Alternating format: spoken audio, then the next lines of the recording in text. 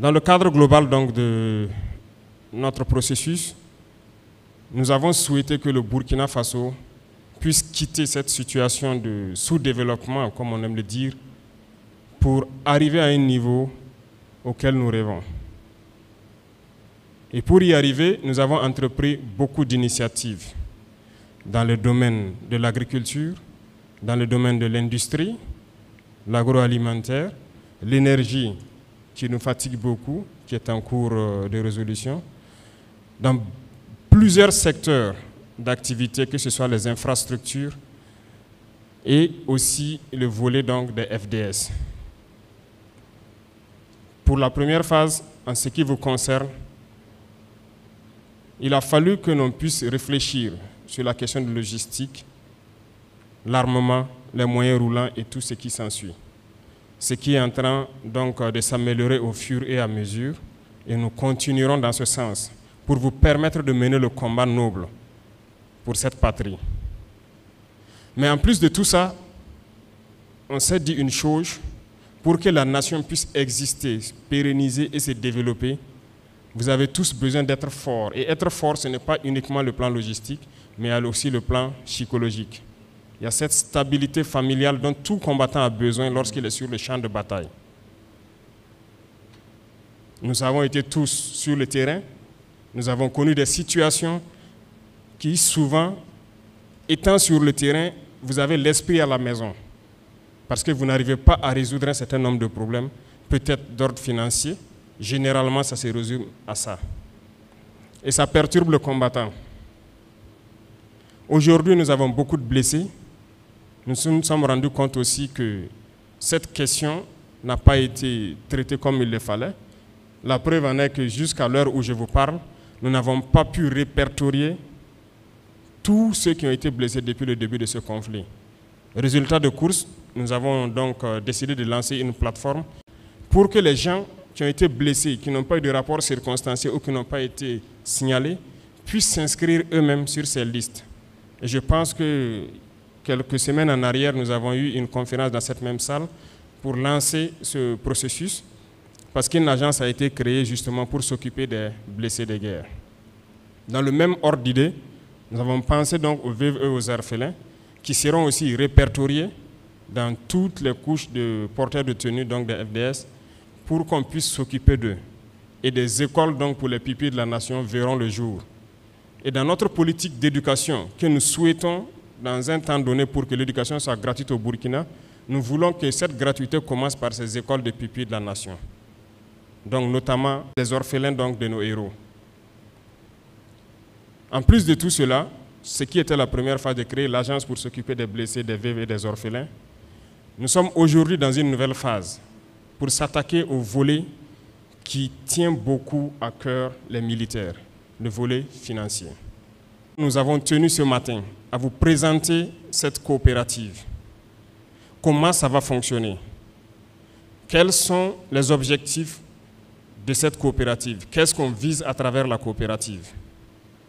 Et au fur et à mesure, dans toutes les garnisons, des missions devront se rendre pour expliquer encore le bien fondé de cette coopérative et d'expliquer aux gens ce qu'ils peuvent attendre de cette coopérative. Et en retour, les questions que vous avez posées ici ce matin, dans les différentes garnisons, vous aurez à poser beaucoup de questions et je pense qu'une assemblée générale est prévue également dans l'organigramme de la coopérative pour que les apports, les différentes contributions pour améliorer puissent venir de vous. Nous voulons que vous puissiez épargner à un taux beaucoup plus élevé et avoir des épargnes assez spécifiques, chacun en fonction de ce qu'il voudra et les produits qui seront proposés.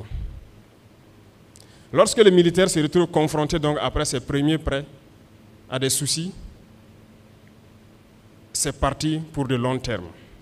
Parce que la rémunération ne suffit pas. Ça ne peut pas être proportionnel aux dépenses. Et je pense que les anciens ont très bien réfléchi en introduisant, je pense que c'est depuis les années 80, le fait que les FDS peuvent entreprendre dans des domaines tels que l'agriculture et l'élevage. Alors, comment faire pour entreprendre? Voilà la deuxième équation. Là aussi, la coopérative doit pouvoir répondre, de pouvoir vous permettre d'investir dans ce domaine, parce que ce n'est pas interdit. Aujourd'hui, nous avons lancé l'initiative présidentielle pour l'autosuffisance alimentaire. Nous avons lancé l'offensive agricole. Et dans l'initiative, les militaires sont concernés. Et je pense que beaucoup d'entre vous ont vu donc dans leur caserne, dans leur garnison, des champs se développer cette saison-là. Je pense qu'à Ouagadougou, ici, à Dédougou, Kaya, Tinkodo, un peu partout, de grands forages ont été creusés et les militaires seront formés à l'agriculture, à l'élevage, dans des spéculations assez particulières. Et je pense qu'à Ouagadougou, il y a un champ d'ananas qui est en train de se développer. Il faut que nous arrivions à produire pour aider notre peuple aussi. C'est autorisé. Mais beaucoup veulent investir, comment faire? Ça sera pris en compte aussi, pour qu'on puisse vous aider à pouvoir investir dans ce domaine, parce que l'agriculture, ça nourrit tout le peuple. Voilà pourquoi on a autorisé ça pour les porteurs de tenue. L'élevage, ça nourrit le peuple. Voilà, c'est les autres business qu'on n'autorise pas. Même dans le milieu d'officier, le salaire ne suffit pas, ce n'est pas possible. Mais si vous arrivez à entreprendre quelque chose qui contribue à autre chose, à améliorer vos conditions de vie, à participer à la vie de la nation, je pense que c'est pas mal. Ça n'empêche aucunement de combattre, parce que c'est d'autres emplois que vous créez, vous êtes sur le terrain, lorsqu'il y a des situations derrière, ça se règle. Le Burkina importe beaucoup en la matière. Vous savez qu'on importe beaucoup de produits, voilà, de fermes, pour rien que les structures minières là, ça ne suffit pas. Mais il faut que l'armée participe. Voilà pourquoi dans l'initiative, nous avons décidé de former les militaires pour ceux qui sont en activité et pour ceux aussi qui iront à la retraite pour leur réforme. Pour investir, vous aurez besoin d'argent, d'un investissement à un taux assez souple, sans trop de tracasseries. Et je pense que la coopérative est là pour résoudre ce problème également. Je dis et je répète, aucune nation ne peut se développer sans un système fort de défense et de sécurité. Ce n'est pas possible. Regardez bien depuis les années 90, ça tombe bien, les anciens sont là. Comment est-ce que l'armée était sous la Révolution équipée? Vous pouvez passer dans les camps et regarder les carcasses de blindés et autres qui étaient là. Comment est-ce qu'on a pu démonter tout ça pour nous rendre très faibles et envoyer maintenant le terrorisme pour s'accaparer de nos terres? Comprenez ça, pour se développer, il faut une armée forte, il faut un système de sécurité fort. Et pour avoir ce système, ce n'est pas que la logistique, on a besoin d'être stable dans la tête. Et pour être stable dans la tête, il faut revoir la condition de vie donc des vaillants combattants que vous êtes. Nous sommes donc engagés sur ce processus-là pour que les conditions de vie des FDS puissent s'améliorer. Nous serons en tout cas fiers de pouvoir améliorer les conditions de vie et de travail de vous-même et de vos familles. Voilà pourquoi encore cette coopérative a été pensée, réfléchie.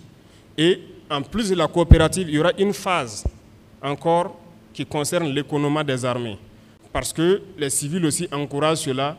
Ils veulent vous voir en forme, ils veulent vous voir libérés dans la tête pour pouvoir les défendre.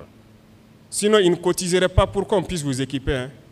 Nous voulons que chacun comprenne la portée de la coopérative, adhère, puisse expliquer ça à ses camarades et qu'on puisse développer rapidement ça pour que nous puissions faire changer carrément, drastiquement les choses en un laps de temps. L'usine que nous avons lancée dernièrement à Bobo, c'est dans ce même ordre d'idée. Lorsque nous voyons des FDS qui se promènent avec des tenues délavées, ça fait mal. Et nous avons évalué ce que nous dépensons chaque année. Police nationale ou municipale, GSP, gendarmerie, douane, armée. Ce que nous dépensons dans l'achat des tenues, c'est énorme. C'est des milliards et c'est de l'emploi qu'on donne à l'extérieur. Donc nous avons décidé de mettre l'usine sur place pour produire pour tout ce qui est tenu, pour vous voir bien habillés. Donc la Comipec, c'est une étape, d'autres étapes viendront au fur et à mesure. Tout le monde est impliqué, le ministre des Finances en première ligne, pour que nous puissions créer quelque chose, un outil performant, sur lequel nous aurons un regard qui doit permettre à nos différentes forces de défense et les forces de sécurité de vivre dignement et de mener le combat pour la liberté de notre patrie. C'est l'essence même de la création de cette coopérative.